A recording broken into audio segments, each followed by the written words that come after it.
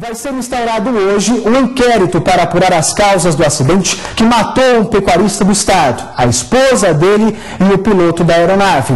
O acidente aconteceu nesse sábado. Agora pela manhã conversamos sobre as investigações com o delegado de Água Clara, Nilson Fonseca Martins, que é o responsável pelo caso. Ele disse que familiares das vítimas serão chamados para depor. Ouça um trecho da entrevista. Por enquanto, nós estamos trabalhando com todas as hipóteses de investigação. Já realizamos levantamento no local, junto com o Instituto de Criminalística e também com o Serviço Regional de Investigação e Prevenção de Acidentes Aeronáuticos, que devem produzir, respectivamente, laudo e um relatório indicando as possíveis causas do acidente. Nessa semana, nós devemos intimar algumas testemunhas que presenciaram o momento da queda do avião. Posteriormente, faremos outras diligências visando ouvir também familiares das vítimas.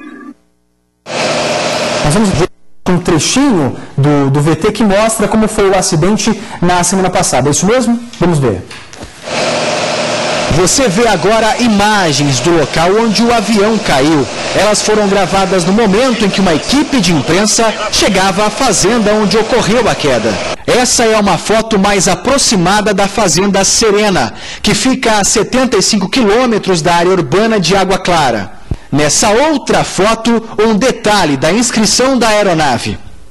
Agora você vê a perspectiva do lado de dentro do monomotor. O pecuarista Orestes Prata Tibery Junior tinha 73 anos e 5 filhos. Ele foi o presidente da Associação Brasileira dos Criadores de Zebu.